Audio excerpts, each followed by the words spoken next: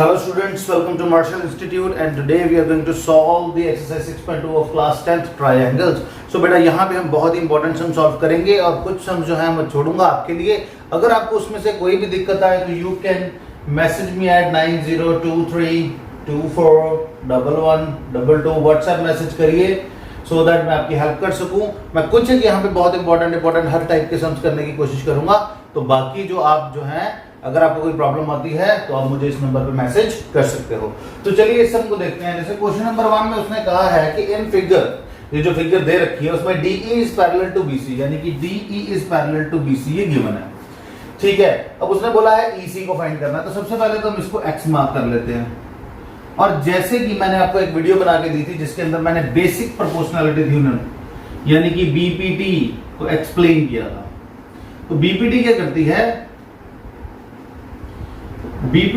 है कि अगर DE पैरेलल टू BC है, अगर किसी ट्रायंगल के अंदर एक साइड किसी तीसरी साइड के पैरेलल है तो ये वाले दोनों साइड्स की रेशियो इक्वल हो जाती है. तो using BPT AD by DB will be equal to AE by EC. तो AD की वैल्यू थी यहां पे 1.5 सेंटीमीटर्स, DB की वैल्यू थी 3, AE की वैल्यू थी 1 और इसकी वैल्यू थी x. तो अगर ध्यान से देखो तो 1.5 जो है वो 3 का हाफ होता है. तो जब काटोगे तो इधर 1/2 आ जाएगा. तो व्हेन यू क्रॉस मल्टीप्लाई तो x की वैल्यू आ जाएगी 2 सेंटीमीटर. सो बेटा इस तरीके से you can find the value of the missing term if you have given that one side in between the triangle is parallel to the third side of the triangle. So please you can note it down so that we can move on to the second sum. तो देखिए student हमने दूसरा सम यहाँ पे note कर दिया है और इसके अकॉर्डिंग उसने क्या बोला है कि E and F are the points on the sides of the triangle PQR, PQ and PR. तो यहाँ पे हम बना लेते हैं पहले एक ट्रायंगल और ट्रायंगल के ऊपर हम बना लेते हैं यहाँ पे P, यहाँ पे Q और यहाँ पे R. सो PQ और PR के ऊपर हमारे पास पॉइंट्स उन्होंने ले लिए E और F. तो यहाँ पे आपको ये बताना है कि EF जो है वो पैरेलल है QR के नहीं. तो मैं यहाँ पे सिर्फ फर्स्ट पार्ट सॉल्व करूंगा, सेकंड पार्ट आप खुद सॉल्व करोगे. तो यहाँ पे हम देखते हैं कि हमें वैल्यूज क्या दी हैं. PE की वैल्यू हमें दी है 3.9, EQ की वैल्यू हमें दी है 3, PF की वैल्यू यहाँ पे हमें दे रखी है कितनी, इट इज 3.6 और FR की वैल्यू दे रखी है हमें 2.4. तो now according to converse of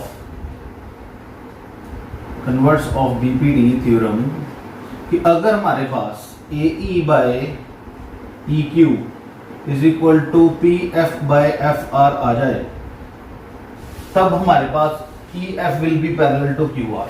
और अगर ये दोनों चीजें आपस में बराबर ना आए तो मतलब ये दोनों आपस में पैरेलल नहीं है. तो सबसे पहले तो हम AE by EQ जो है उसको फाइंड आउट करते हैं. तो इसको 1 मार्क कर लो. AE by EQ, AE की वैल्यू है 3.9 और EQ की वैल्यू है 3. इसको सॉल्व करने के बाद आएगा 1.3. और अगर हम करें PF डिवाइडेड बाय FR, इसकी वैल्यू है 3.6 डिवाइडेड बाय 2.4. जब आप इसको सॉल्व करोगे तो आपका आंसर आ जाएगा कुछ 6/4 विच इज इक्वल टू 1.5. तो अब आप ध्यान से देखो कि इन दोनों इक्वेशन से ये तो क्लियर हो गया, ये 1.3 के बराबर है, ये 1.5 के बराबर है. तो आप लिख सकते हो कि as AE divided by EQ is not equal to PF divided by FR. Therefore EF जो है that will not be parallel to QR. और अगर बेटा जैसे कि सेकंड सम सॉल्व करते हो तो हो सकता है कि उसके अंदर आपके पास AE by EQ is equal to PF by FR आ जाए, तब EF will be parallel to QR. So you can note it down so that we can move on to the second sum. तो जैसे कि हमने third सम की statement यहाँ पे note कर दी है और ये बहुत ही बेटा बढ़िया सवाल है, बहुत ही ब्यूटीफुल सम है. इसको ध्यान से देखना है. कहता है कि इन द फिगर, ये जो फिगर बना रखी है हमने, इसमें LM is parallel to BC, LM is parallel to BC and LN is parallel to CD. तो ये हमें प्रूव करना है AM by A B is equal to A N by A D. So चलिए इसको प्रूव करते हैं। बहुत ही आसान तरीका है, इसे ध्यान से देखना, there is a trick in between. So as we know, हमें क्या पता है कि एल एम जो है वो पैरेलल है बीसी के, L M is parallel to BC, therefore using BPT, तो A M divided by M B will be equal to A L by L C. इसको ध्यान से देखो कि अगर L M is parallel to B C तो A M by M B will be equal to A L by L C, तो वो हमने यहां पे लिख लिया। इसको हम इक्वेशन 1 मार्क कर लेते हैं। सिमिलरली वी नो दैट कि L N is parallel to C D. अगर एल एन पैरेलल है सी डी के तो A N by N D will be equal to A L by L C, A N by N D will be equal to A L by L C. ये equation 2 हो गई। तो ये BPT के कारण हमने प्रूव कर ली। अब हमें पता है कि अगर right hand side A L by L C है, इसकी भी A L by L C है, तो लेफ्ट हैंड साइड आपस में बराबर होंगी। तो यहाँ पे हम क्या कर देंगे, लिख देंगे कि from 1 and 2, from 1 and 2 A M by M B will be equal to A N by N D. तो बेटा ऐसा है कि न्यूमिनेटर वाली टर्म्स तो हमें जो चाहिए थी वो आ गई हैं, बट डिनोमिनेटर में हमारे पास पूरी साइड की बजाय आधी आधी साइड सारी। तो इसको सॉल्व करना एक बहुत बड़ा ट्रिक है। आपको यहां पे याद रखना है मेरी बात को कि जौन सी टर्म्स आपने बचानी है, जौन सी भी टर्म्स आपने बचानी है, उनको डिनोमिनेटर में लेके जाना पड़ेगा। तो यहाँ पे आपने कुछ नहीं लिखना, हमने लिखना है बड़ा बड़ा इन्वर्सिंग। इन्वर्सिंग, इन्वर्सिंग का मतलब है कि आप ये सारी की सारी इक्वेशंस को उल्टा कर सकते हो, तो तब भी वो इक्वल ही रहेंगी। M B by A M is equal to A N by N D by A N. अब ध्यान से देखो, दोनों साइड जो है वो उल्टी हो गई है। एम बी ऊपर चले गया, एम नीचे आ गया, एन डी ऊपर चले गया, एन अंदर आ गया। अब एडिंग 1 ऑन बोथ साइड्स, बस ये बेटा एक ट्रिक है। दोनों साइड्स पे आपको क्या ऐड करना है, 1। अब उससे होगा क्या, उससे होगा काला जादू। ध्यान से देखो, बहुत ही आसान है। ये ऊपर चले जाएगा तो A M plus M B divided by A M is equal to A N plus N D divided by A N. अब ध्यान से देखो, A M plus M B will be equal to A B,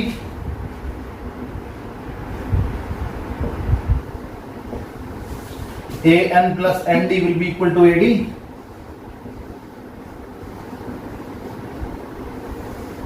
again inversing, again inversing. वो इसलिए because जो हमें चाहिए था वो आ तो गया अब, बट उसमें ए बी ऊपर आ रहा है, ए नीचे आ रहा है, और ए डी जो है ऊपर आ रहा है, ए नीचे आ रहा है। तो इसको इस फॉर्म में बनाने के लिए इसको क्या करना पड़ेगा, उल्टा। तो हमने फिर से इन्वर्सिंग कर दी, तो आ जाएगा A M by A B is equal to A N by A D. इसको हम प्रूव कर देते हैं। यहाँ पे इक्वेशन लेने की जरूरत नहीं, बस सीधा लिख सकते हैं यहाँ पे हेंस प्रूव्ड। तो देखा कितना आसान सम था।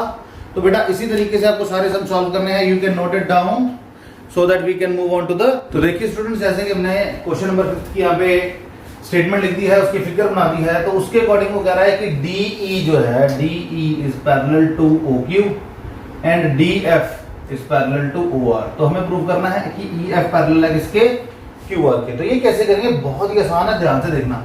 तो इसमें करना आपको कुछ नहीं है, आपको सिर्फ एक दो ट्रायंगल्स कंसीडर करनी है। So in triangle PQO as DE is parallel to OQ, तो using BPT, using BPT as we know that कि अगर दो साइड्स पैरेलल है तो कॉरस्पॉन्डिंग साइड जो वो रेशियो में होंगी। तो PE by EQ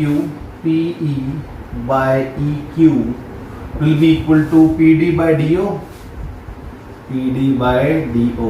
इसको मान लेते हैं 1 और एक ट्रायंगल यहां पे और सपोज कर लेते हैं ये वाली POR।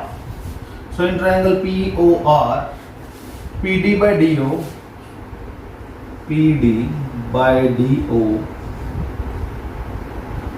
will be equal to PF by FR।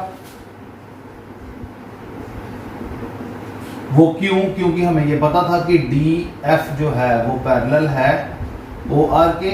So similarly by using BPD हमारे पास ये भी मिल गया, तो इसको मान लेते हैं 2।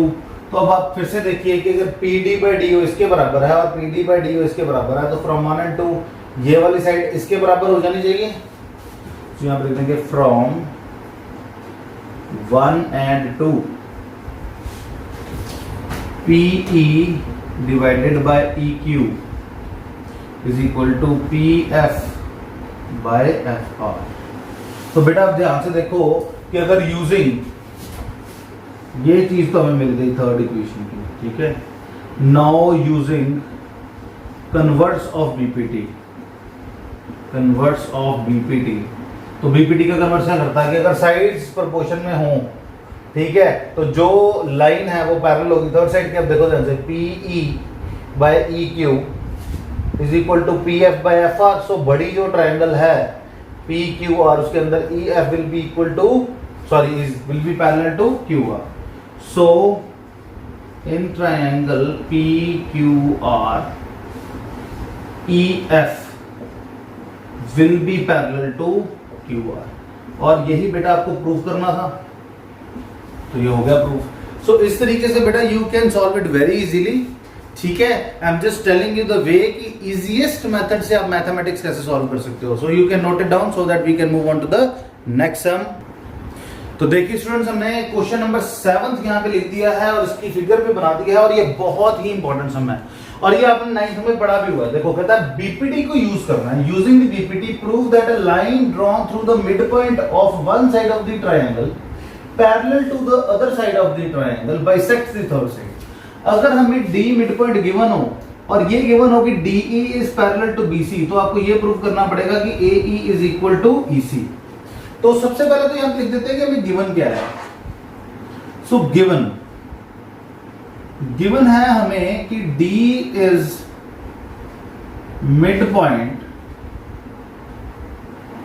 ऑफ AB, और दूसरी चीज हमें गिवन है कि DE जो है वो पैरेलल है किसके, BC के। तो टू प्रूफ क्या आ गया हमारा, टू प्रूफ कि AE is equal to EC। ये हमने 9th में किया हुआ है वैसे, पर इसको BPT के साथ प्रूफ करना है। So in triangle ABC as DE is parallel to BC, therefore applying BPT लग गई ना, AD by DB is equal to AE by EC। Now as D is the midpoint जो कि given है, AD will be equal to DB, therefore ये इससे cut जाएगा, यहां पे आ जाएगा 1 by 1। So 1 is equal to AE by EC। Cross multiply करोगे तो AE will be equal to EC, इसको इधर लेके जाओगे तो AE is equal आ गए, hence proved। इसी को तो प्रूव करना था। देखो बेटा सबसे इंपॉर्टेंट चीज जो होती है वो होती है स्टेटमेंट। स्टेटमेंट में उसका आंसर है, जैसे यहां पे लिखा था बाइसेक्ट। बाइसेक्ट का मतलब होता है दो बराबर बराबर हिस्सों में बांटना, यानी कि AE must be equal to EC। वो हमने पहचान लिया कि ये प्रूव करना है, तो BPT लगाई और अपनी जो कंडीशंस थी उसको स्मार्टली आपने इन टाइम लगाया और आपका आंसर सामने आ गया। सो बेसिकली बेटा सबसे इंपॉर्टेंट चीज होती है वो प्रेजेंस ऑफ माइंड होती है। मैं बार बार कहता हूं क्वेश्चन सॉल्व करते समय प्रैक्टिस तो करनी ही है हमने, but presence of mind is the another thing. गुम नहीं होना, सम सॉल्व करते करते प्रेजेंस ऑफ माइंड लगानी है। तो चलिए note it down so that move on to the next sum. तो स्टूडेंट्स जैसे कि आप देख रहे हो कि हमने क्वेश्चन नंबर 10 यहाँ पे नोट कर दिया है, उसकी डायग्राम भी बना दिया है। तो ध्यान से देखो, the diagonals of the quadrilateral ABCD, यानी कि इसका डायगोनल और इसका diagonal intersect each other at point O और such that AO by BO is equal to OC by OD, show that कि ABCD इज अ ट्रेपेजियम। तो बेटा trapezium show करने के लिए जो बेसिक कंडीशन है वो ये है कि मिनिमम दो साइड्स पैरेलल होनी चाहिए, यानी कि आपको प्रूव करना है AB पैरेलल टू CD। ये ब्लू में लिख दिया है टू प्रूफ, जो है टू प्रूफ। इसके लिए बेटा हमें एक कंस्ट्रक्शन करनी पड़ेगी। पहले तो कंस्ट्रक्शन कर लेते हैं। कंस्ट्रक्शन में आपको एक लाइन बनानी है OE, जो कि पैरेलल होगी AB के। OE is parallel to AB। तो ये तो होगी कंस्ट्रक्शन। तो कंस्ट्रक्शन के बाद बेटा आपको इसका एक ट्रिक यहां पे लगाना पड़ेगा कि AO by BO is equal to CO by DO। ये गिवन था, ठीक है। बट प्रॉब्लम है इसके अंदर AO बाय OB है, और सबसे इंपॉर्टेंट चीज है कि CO बाय OD है। हमें डायगोनल्स अलग करने के लिए क्रॉस मल्टीप्लीकेशन लगानी पड़ेगी। सो यूजिंग क्रॉस मल्टीप्लीकेशन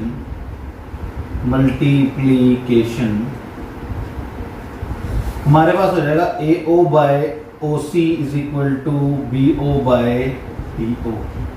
तो इसको आप मान लो इक्वेशन 1, ठीक है। तो इसके बाद हमारा समझो है मेनली शुरू होगा। अब हम सबसे पहले सपोज करते हैं triangle ABD। Now, using triangle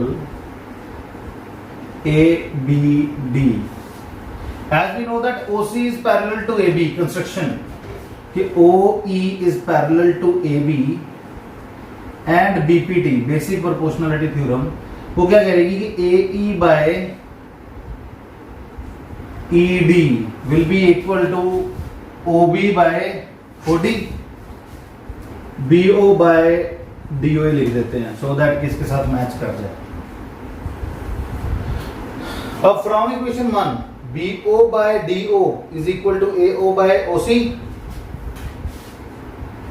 so from equation 1 यहां पे हम लिख सकते हैं कि AE by ED is equal to AO by OC। AE by AD is equal to AO by OC. So, in triangle ADC को अगर ध्यान से देखो and apply converse of BPT, तो बेटा देखो साइड्स प्रोपोर्शन में आ गई। AE by ED is equal to AO by OC, ठीक है। Therefore OE will be parallel to DC। तो इस इक्वेशन को मान लेते हैं हम बेटा कैपिटल A, या इसको स्मॉल a मान लो, इसको मान लो स्मॉल b। तो from small a and small b अगर आप ध्यान से देखो तो OE पैरेलल है इसके AB के, so AB is parallel to OE which is parallel to DC, so which proves that कि AB is parallel to DC and hence ABCD is a trapezium। क्योंकि यही प्रूव करना था ना, ट्रेपेजियम करने के लिए हमें मिनिमम दो साइड्स पैरेलल चाहिए, तो वो हमने प्रूव कर दी। सो इसी तरीके से बेटा आप अपने बाकी के सम सॉल्व करो। अगर कोई आपको दिक्कत आती है तो you can message me at 9023241122. I'm there for you. So till then, stay at home, stay safe. Thank you very much.